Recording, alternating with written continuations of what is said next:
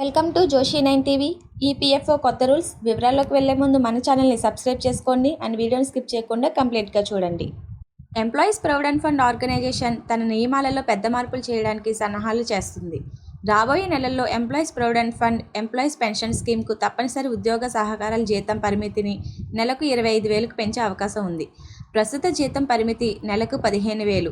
EPFO నిర్వహించే EPF, ఈపీఎస్కు తప్పనిసరి సహకారాలకు ఇది చట్టబద్ధమైన పరిమితి. నెలకు 15,000 కంటే ఎక్కువ బేసిక్ జీతం ఉన్న ఉద్యోగులు ఈపీఎఫ్ఓ 2 పథకాల నుండి వైదొలగడానికి అవకాశం ఉంది.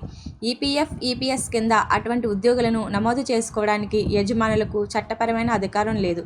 EPFO central board of trustees దాని తదుపరి సమావేశంలో ఈ అంశాన్ని చర్చిస్తుంది. బహుశా డిసెంబర్ లేదా జనవరిలో దీనిపై నిర్ణయం తీసుకునే అవకాశం కూడా ఉంది. కార్మిక మంత్రిత్వ శాఖ అంతర్గత అంచనా ప్రకారం వేతన పరిమితిని నెలకి 10,000 పెంచడం వల్ల 10 మిలియన్లకు పైగా ప్రజలకు సామాజిక భద్రతా ప్రయోజనాలు తప్పనిసరి అవుతాయని ఒక అధికారి మనీ కంట్రోల్తో అన్నారు.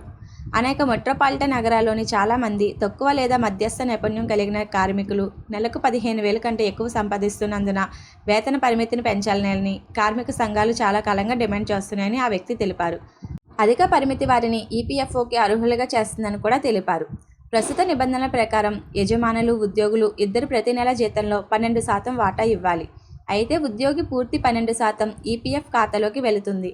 అయితే యజమాని 12%, ఈపీఎఫ్ 3.67%, ఈపీఎస్ 8.33%లో జమ అవుతుంది. జీత పరిమితి పెరుగుదల ఈపీఎఫ్, ఈపీఎస్ నిధుల పెరుగుదలను వేగవంతం చేస్తుందని, ఇది పదవి విరమణ తర్వాత ఉద్యోగులకు పెన్షన్ చెల్లింపులు పెరగడానికి, వడ్డీ జమ కావడానికి దారితీస్తుందని అధికారులు తెలిపారు. ఈపీఎఫ్ మొత్తం కార్పస్ ప్రస్తుతం సుమారు 26 లక్షల కోట్లుగా ఉంది. దాని క్రియాశీల సభ్యత్వం దాదాపు 76 మిలియన్లు.